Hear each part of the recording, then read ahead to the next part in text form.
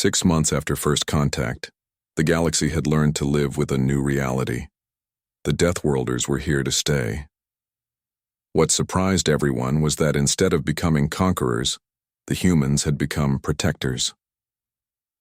The change began when pirates attacked Kalari shipping routes. The raiders had heard about the weak humans who wasted warships on rescue missions. They thought the Deathworlders would be easy prey. They were very wrong. Commander Minho Park was on routine patrol aboard the destroyer Daigu's Resolve when the distress call came in. 3 Kalari merchant ships were under attack by a pirate fleet near the Outer Rim territories. All hands to battle stations, Minho ordered calmly. Set course for the attacked convoy, maximum speed. The Daigu's Resolve was not the largest ship in the human fleet, but it was fast and deadly. It reached the battle zone in 17 minutes and found chaos waiting. 12 pirate ships were surrounding the helpless Kalari merchants.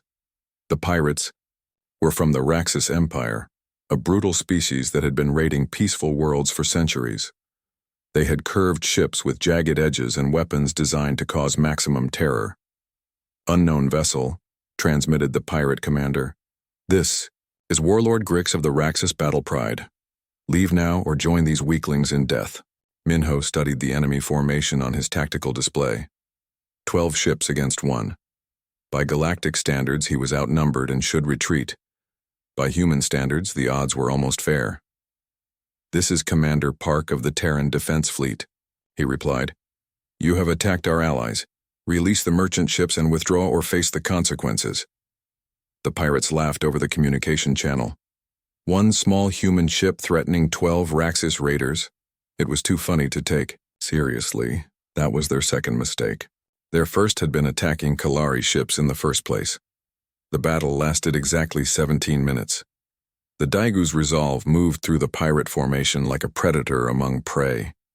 Human weapons tore through Raxus shields as if they didn't exist. Human speed and tactics left the pirates confused and helpless. When it was over, 8 pirate ships were destroyed and 4 were disabled. The Kalari merchants were safe, and Commander Minho was broadcasting a message across all frequencies. This is the Terran Defense Fleet. Any attack on our galactic neighbors will be met with immediate force. We protect the innocent. We hunt the guilty. Choose your actions carefully. Word of the battle spread quickly. Within days, pirate attacks across the galaxy dropped by 70%. The predators had learned that there were bigger predators in the darkness. Captain Dongwu, now serving as Earth's first galactic liaison, found himself in the strange position of trying to convince civilized species that humanity meant no harm while simultaneously proving why attacking human allies was a bad idea.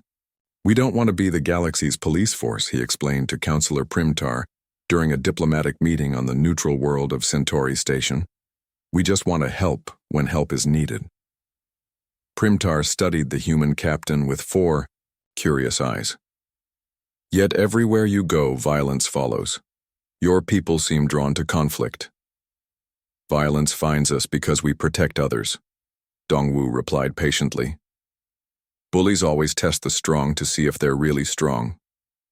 It was a lesson. The galaxy was learning quickly. The humans didn't start fights, but they certainly finished them. Dr. J. Min discovered this when his medical ship Daejeon's Mercy responded to a plague outbreak on the agricultural world of New Harvest. The local government was too poor to afford proper medical care, and thousands were dying.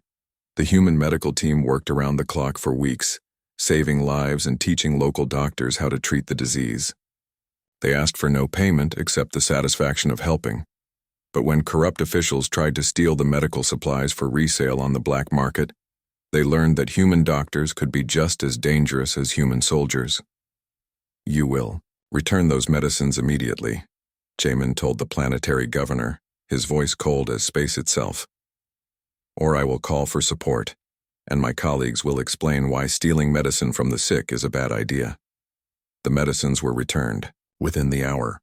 Meanwhile, engineer Sunmi Kang was revolutionizing galactic technology. Her team established the Terran Kalari Technical Exchange, where human and alien engineers shared knowledge. Look at this. Sunmi showed her Kalari colleague Melvin a human fusion reactor design. It's crude compared to your elegant systems, but it can run for decades even if half the components fail. Melvin studied the human blueprints with fascination. This is designed for war, isn't it? Everything has multiple backups and self-repair systems. Everything human is designed for survival, Sunmi explained. We learned to build things that work under the worst conditions because on Earth, the worst conditions are normal.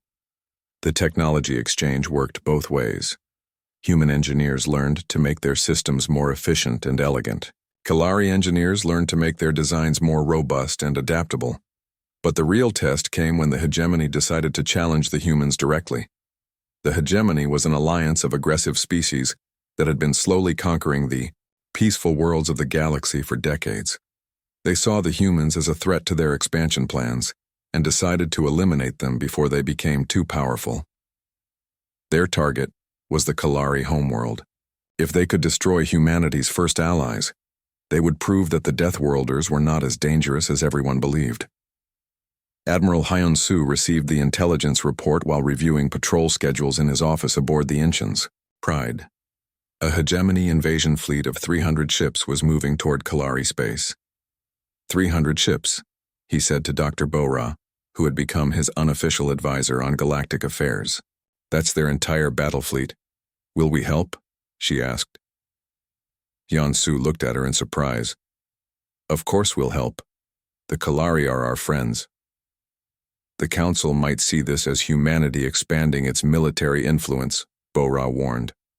Let them, Hyun-soo replied. We're not trying to conquer anyone. We're trying to protect everyone. Within 48 hours, humanity had assembled its own fleet. 200 ships under the command of Admiral Ha-Yun Choi, who had been promoted after her successful tactical innovations. The human fleet was smaller than the hegemony force, but it was led by people who had learned warfare on a planet where everything was trying to kill them. The Battle of Kalari Prime lasted 6 hours and changed galactic politics forever. Admiral Ha-Yun used tactics that no galactic species had ever seen. Human ships moved in 3 dimensions, using gravity wells and stellar phenomena as weapons. They struck from unexpected angles, disappeared into sensor shadows, and coordinated their attacks with precision that seemed impossible.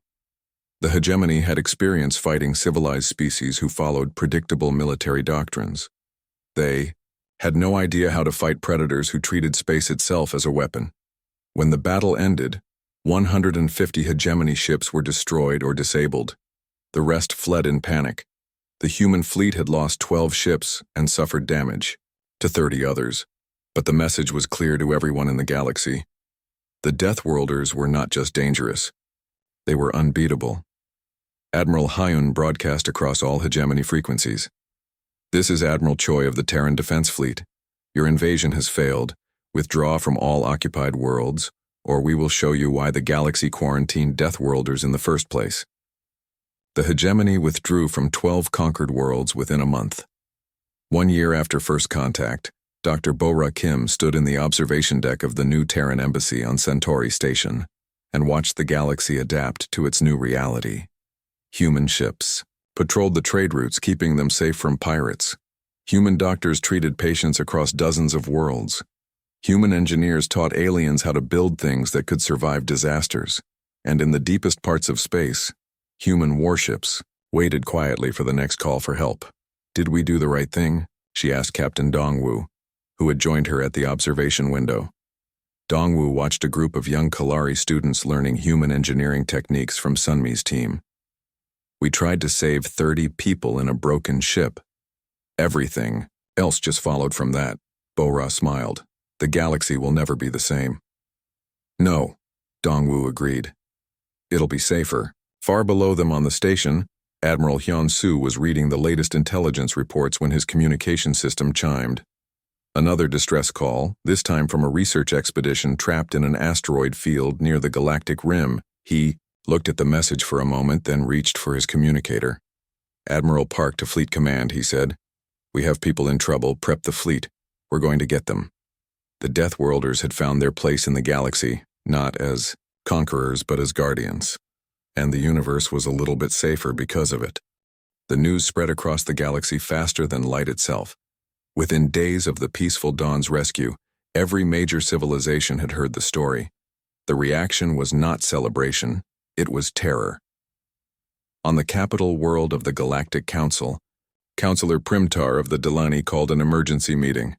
The vast chamber filled with representatives from 847 different species, all talking at once about the same frightening news. Order! Order! Primtar called out, his forearms waving for attention. We are here to discuss the emergence of a new species from the Death World quarantine zone. The chamber fell silent. Everyone knew about the quarantine zones. They were areas of space marked as too dangerous for civilized contact. The few expeditions that had ventured into those regions had never returned. Tell us what we know, said Councillor Yithana of the peaceful Kordani. Primtar activated the holographic display. An image of the human fleet appeared above the chamber, and several council members gasped in fear. The species calls itself human, Primtar began. They originate from a class Toythene death world called Earth. When the research vessel, Peaceful, Dawn sent a distress signal, the humans responded with this. The hologram showed all 37 human ships in battle formation. To the peaceful species of the Council, it looked like an armada of conquest. 37 warships, Primtar continued, deployed in under 72 hours. Their technology appears to be centuries ahead of galactic standard. Their smallest destroyer carries more firepower than our largest battleships. Councillor Veltar of the Merchant Federation stood up on his 6 legs. Surely this was their entire fleet? No species could have more ships than this. Primtar's expression grew grim. Intelligence suggests this was merely their rescue response. What they deploy for actual warfare is unknown. The chamber erupted in worried voices. Species that had never known fear began making plans to hide from the humans. Others discussed building defenses against these new Deathworlders. Wait, called out Councillor Nex Ali of the Kalari. You're all missing the important part. They saved us. The chamber quieted as the young Kalari councillor continued. My people were dying in space. These humans could have ignored us. They could have enslaved us. They could have taken our ship and studied us like animals. Instead, they risked their own lives to save complete strangers. That makes them more dangerous, not less, replied Primtar. A species powerful enough to help anyone is powerful enough to hurt everyone. And they come from a death world. Nex Ali had studied the galactic databases since the rescue. She knew what the other species thought about death worlds, and she was beginning to understand why they were so afraid. Meanwhile, aboard the Inchen's Pride, Admiral Hyunsu was having his own revelations about the galaxy. The Kalari had been sharing their star charts and historical records, and what he learned amazed him. Bora, come look at this, he called to the linguist. According to their records, the last major war in this part of the galaxy ended over 3,000 years ago. Dr. Bora studied the translated documents. 3,000 years of peace? That's impossible. That's what I thought. But look at the evidence. No military buildup, no arms races, no territorial disputes.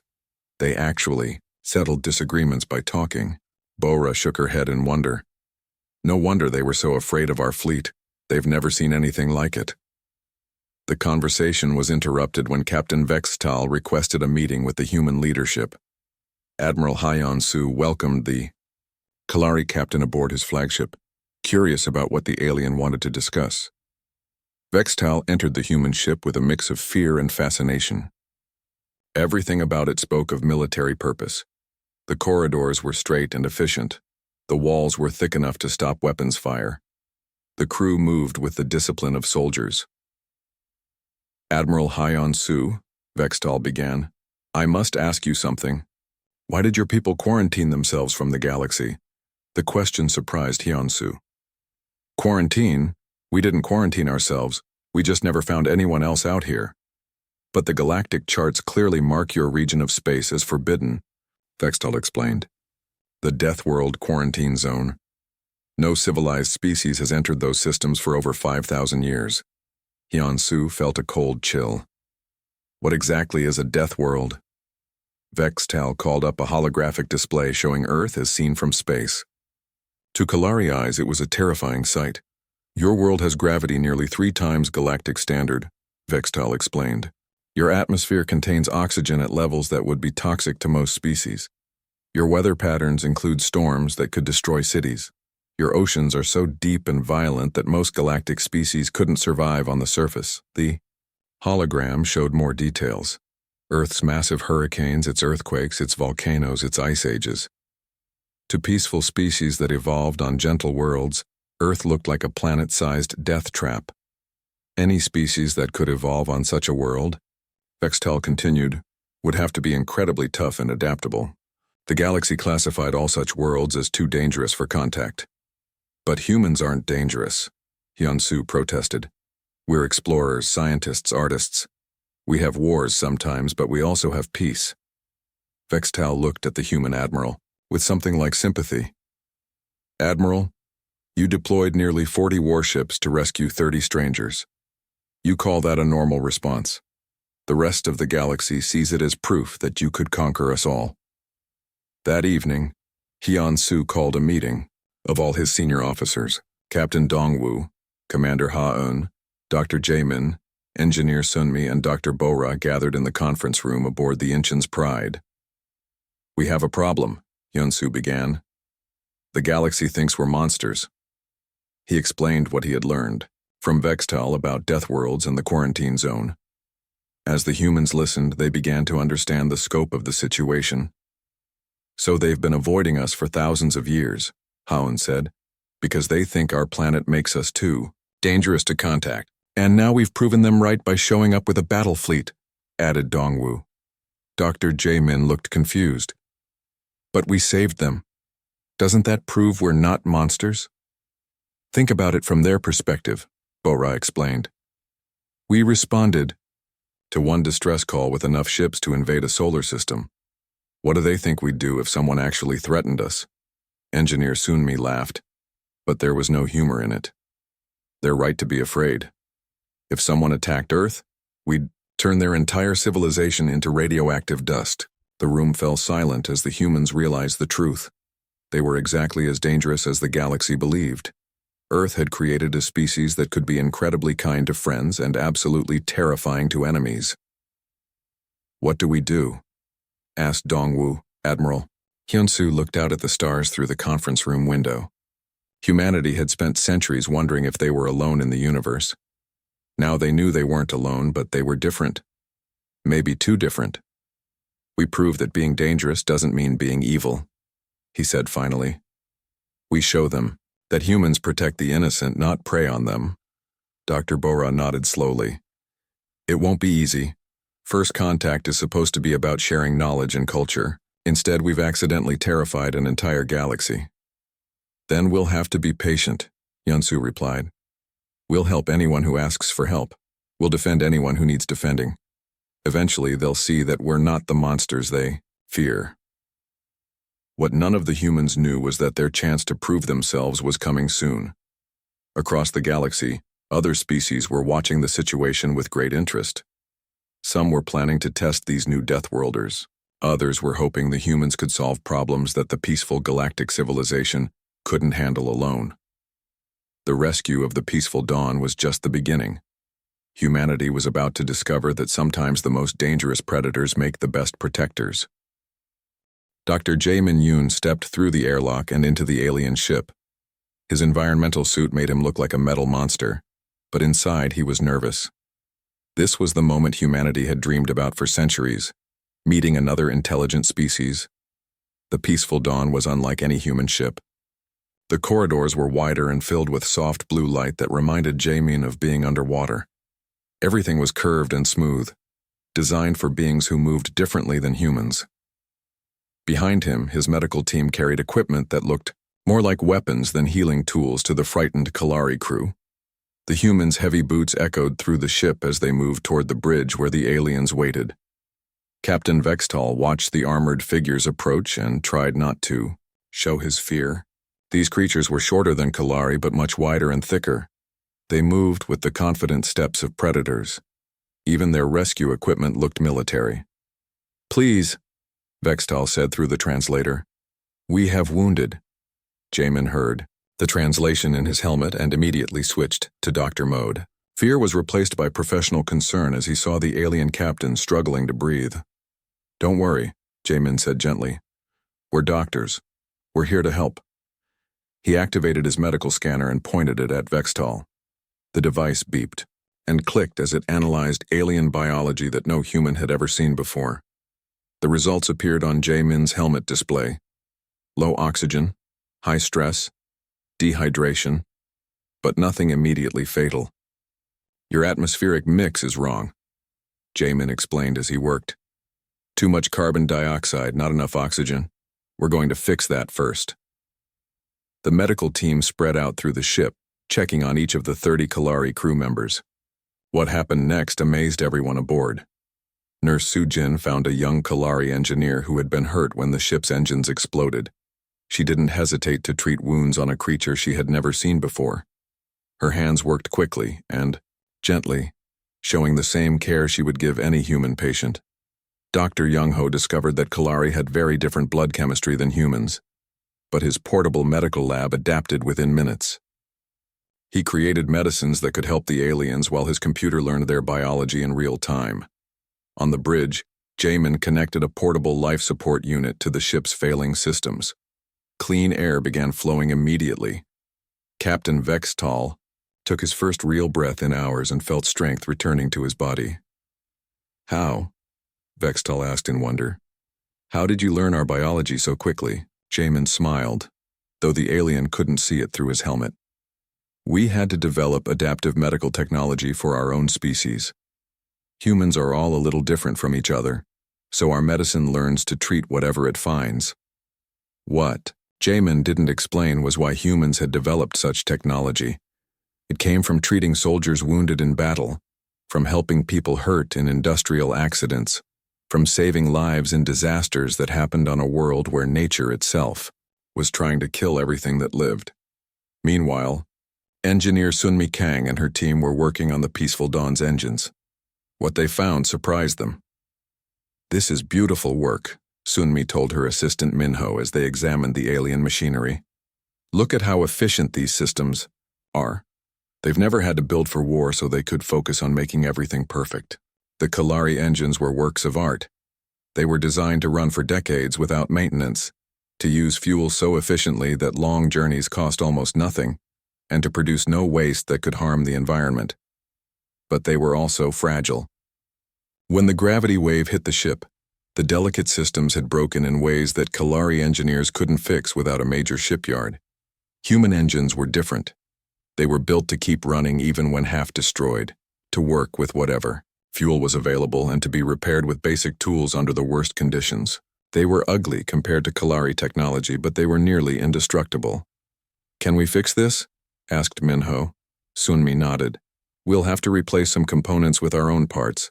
It won't be as elegant as the original, but it'll get them home." The repair work took 6 hours. The humans had to carefully remove the broken Kalari components and install human-made replacements. It was like performing surgery on a creature from another world. Captain Vextal watched the process with growing amazement. These humans worked with tools he had never seen before. They used materials that seemed impossible, and they did it all, while treating his ship and crew with incredible care. "Why are you helping us?" he finally asked Dr. Jamin. Jamin was surprised by the question. "Because you needed help. But we're strangers to you. We're not even the same species." "So?" Jamin replied. "You were in trouble. We could help. That's reason enough." Vextal stared at the human doctor. In all of galactic civilization, such simple kindness was rare. Most species would have demanded payment, or wanted to study the aliens first, or at least asked for guarantees of safety. These humans had just helped. On the Soul's Hammer, Captain Dongwu was having his own moment of understanding. He had been studying the alien ship's design and was beginning to realize something important. "Ha-Yun, look at this," he called his tactical officer over to the screen. "Do you see any weapons on that ship?" Ha-Yun studied the sensor readings carefully. "No, sir. No weapons, no shields, no armor. It's completely defenseless." "They're explorers," Dongwu said quietly. Pure scientists. They travel through space with no way to protect themselves. That's impossible, Ha-Un replied. Space is dangerous.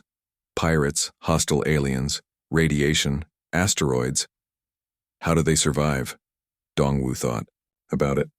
Maybe they live in a part of the galaxy where people don't hurt each other. It was a strange idea to humans, who had learned to be warriors before they learned to be explorers. But as they watched the gentle Kalari crew recover from their ordeal, both officers began to understand that the galaxy might be a very different place than Earth. Dr. Bo-Ra Kim was learning the same thing aboard her communication ship. As she talked with the Kalari through her improving translation system, she discovered that their language had no words for many human concepts.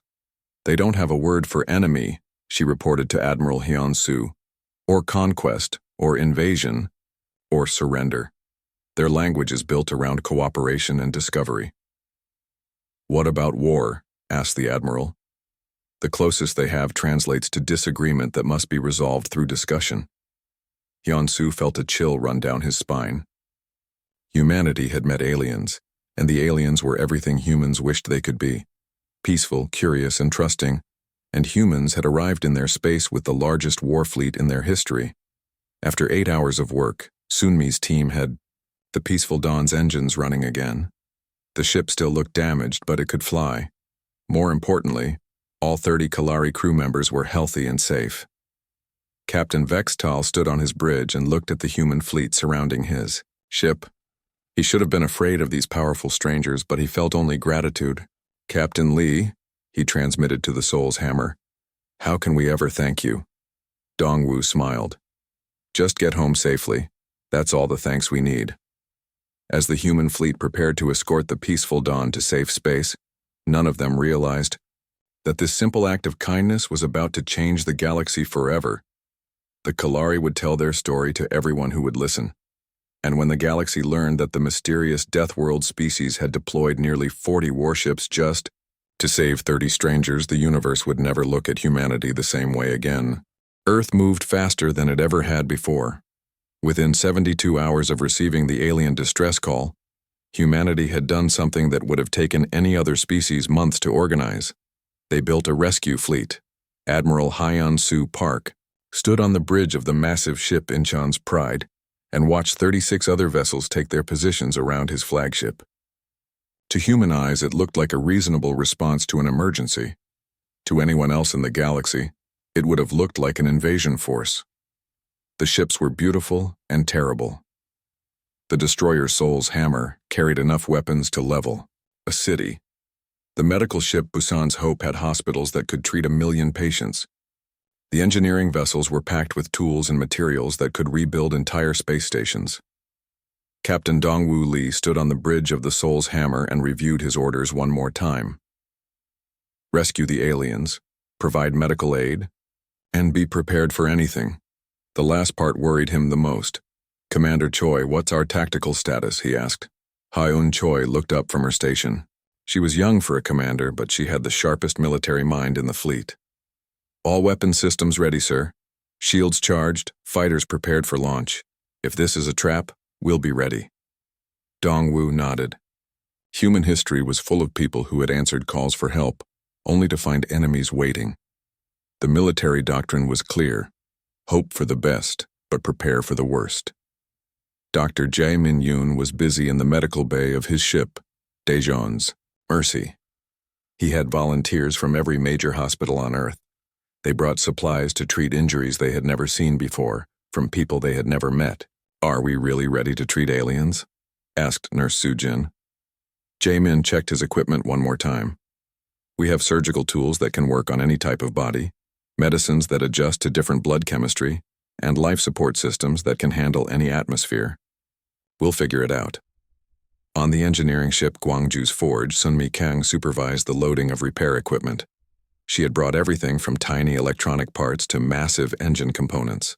Her team could fix anything that flew, rolled, or floated. Think their technology is like ours? Asked Engineer Minho. Sunmi shrugged. Doesn't matter. If it's broken, we'll fix it. That's what we do. The fleet entered hyperspace with a sound like thunder. The ships moved faster than light, crossing distances that would take normal matter years to travel. They were using technology that humanity had developed through centuries of war and exploration. What they didn't know was that their rescue fleet was larger and more powerful than most military forces in the galaxy. Meanwhile, aboard the dying Peaceful Dawn, the situation was getting desperate. Captain Vextel could barely keep his eyes open. The air was so thin that every breath was a struggle. "Captain," Nalthi whispered. "Long-range sensors are picking up something." Vextel forced himself to look at the screen. At first, he felt joy. Ships were coming. Someone had heard their call for help. Then he saw the energy readings and his blood turned cold. "Those aren't rescue ships," he gasped. "Those are warships." The sensor data was clear. The approaching vessels carried enough firepower to destroy entire fleets.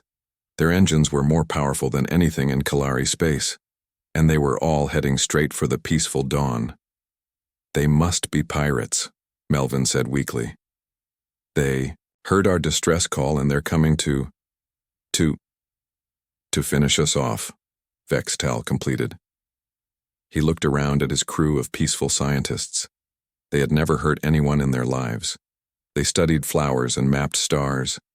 And now they were about to die at the hands of some terrible species from the dark parts of space. "Should we try to hide?" asked Nalthi. Vextal shook his head. "Our engines are dead. We can't run and we can't fight. All we can do is wait." The human fleet dropped out of hyperspace in perfect formation. Every ship took its assigned position, with military precision. To the watching Kalari, it looked like a swarm of predators surrounding wounded prey. Captain Dongwu studied the alien ship on his main screen. It was beautiful in a way that human ships were not. Where human vessels were built for war, this ship was clearly made for peace. It had large windows for observation, delicate sensor arrays for scientific work, and no weapons that he could see. "It's definitely disabled," reported Hayun. "Hull breaches, failing power, life support critical. And sir, they're organic. I'm reading 30 life signs aboard that vessel, and they're all in distress." Dongwu felt his heart clench. These weren't enemy soldiers or space pirates. They were explorers, just like the humans who had first reached for the stars. They were dying, and they needed help. "Open a channel," he ordered. The communication system crackled to life. Dongwu spoke in what he hoped was a reassuring voice. "Unknown vessel, this is Captain Lee of the Earth Defense Force. We received your distress signal and are here to help." What the Kalari heard was very different. Dr. Bora's translation, "System wasn't perfect yet." The words that reached the Peaceful Dawn sounded like, "Alien ship, this is War Leader Lee of the Death World Battle Swarm. We have heard your final cry and come to claim you." Captain Vextal's hand moved toward the self-destruct button. If these monsters wanted to torture his crew, he would deny them that pleasure. But before he could press it, the human transmission changed. Dr. Bora Kim was working frantically aboard the communication ship Busan's Voice. She had heard the alien ship's panicked response to Dongwu's message and realized her translation program was making terrible mistakes. "The problem is context," she called to her team. "Their language doesn't have words for our military terms. Captain is translating as War Leader, and Defense Force is coming out as Battle Swarm." She worked quickly, adjusting the program. The next message was clearer. "Please do not fear us. We are here to give aid to your sick and repair your broken ship. We wish to help." This time, the translation was closer to what Dongwu actually meant. Captain Vextal hesitated. Could it be true? Were these warships really here to help? We are peaceful people," he transmitted back. "We mean no harm to anyone. Our ship is dying, and we are afraid." When Dongwu heard the translation, he felt a deep sadness. These aliens were terrified, and no wonder. To them, the human fleet must look like a nightmare come to life. "Commander Choi, have all ships stand down weapons," he ordered. "I want every gun pointed away from that vessel. And get me Dr. Yoon. We're going aboard to help those people." Haon looked confused.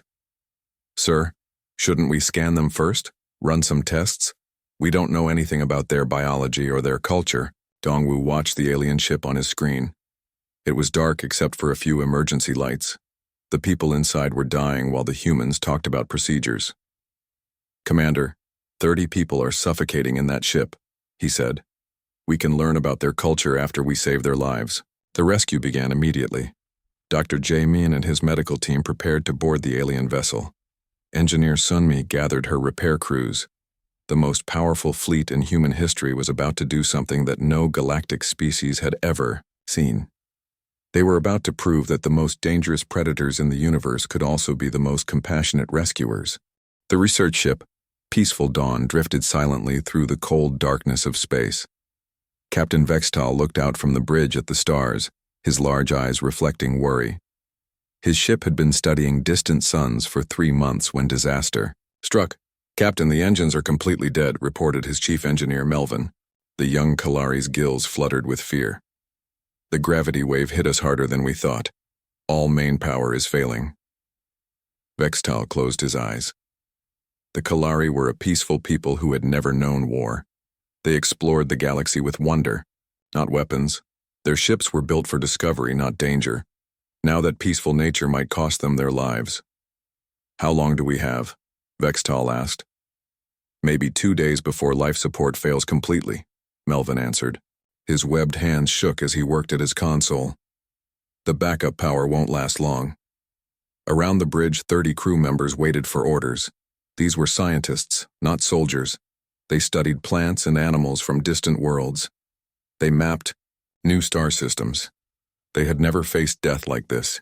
"Send out a distress call," Vextal ordered. "Use all frequencies, someone might hear us." Junior Officer Nalthi nodded and began working at the communication station. Her fingers moved quickly over the controls. "Broadcasting now, Captain. Sending our location and a plea for help."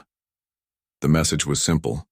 It told anyone listening who they were, where they were, and that they were dying.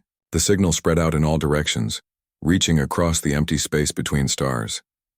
What the Kalari didn't know was that their call for help was heading toward a part of space that all civilized species avoided. The galactic maps marked it. Clearly, quarantine zone, hostile death world species. For thousands of years, no one had gone there. The stories said terrible things lived in those systems. Far away on Earth, Admiral Hyen Soo Park was finishing his morning coffee at the Deep Space Monitoring Station in Seoul. The facility was quiet. Earth had been alone in space for so long that most people forgot to look for signals from the stars. Then the computers started making noise. "Sir," called technician Wu Jin. "We're getting something strange.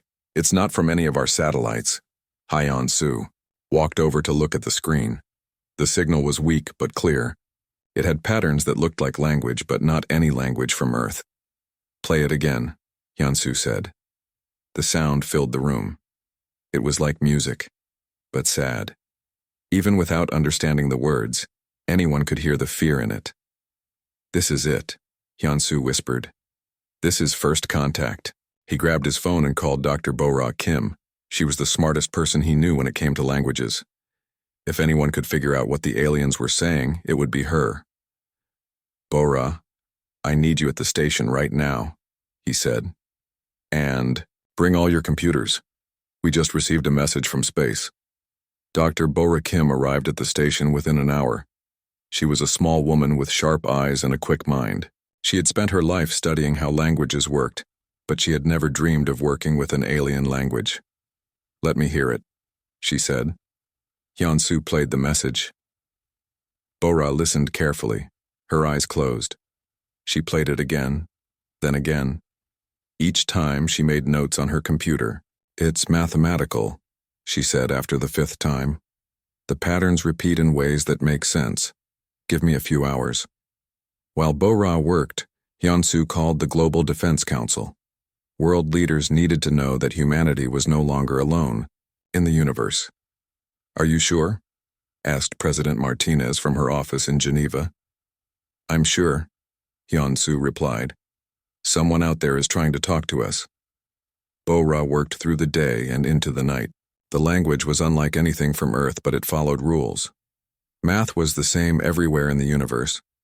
2 + 2 always equaled 4, whether you were human or alien. As the sun rose over Seoul, Bo-Ra finally cracked the code. "I've got it," she shouted. The tired technicians gathered around her screen. What does it say? Hyun-soo asked. Bora's face was pale. It's a distress call. There are 30 of them on a research ship called the Peaceful Dawn. Their engines are dead and they're dying.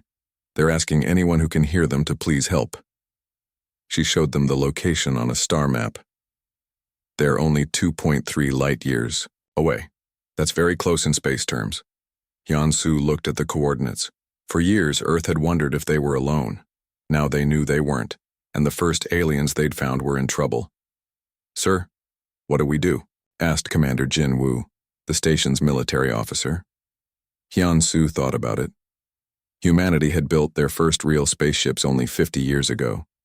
They had weapons that could destroy planets and medical technology that could bring the dead back to life. They had survived ice ages, wars, and plagues. They were tough, maybe tougher than they realized, but they were also kind. When people were in trouble, humans helped. It didn't matter if those people were from another country or apparently another world. Get me fleet command, Hyun-soo said. We're going to save them. Sir, we don't know anything about these aliens, Jin Woo warned. They could be dangerous. Hyun-soo looked at the translation on Bora's screen again. The aliens called themselves researchers. They said they were peaceful. Their ship was named after dawn, which meant hope and new beginnings. They're scientists. Who are dying, Hyun-soo said. We can't leave them out there. Within hours, orders went out to every military base on Earth. The Global Defense Council made a decision that would change everything. Earth would launch its first rescue mission to save aliens. Back on the Peaceful Dawn, Captain Vextal watched. His crew grow weaker. The air was getting thin and the cold was seeping through the hull. They had sent their message, but space was vast.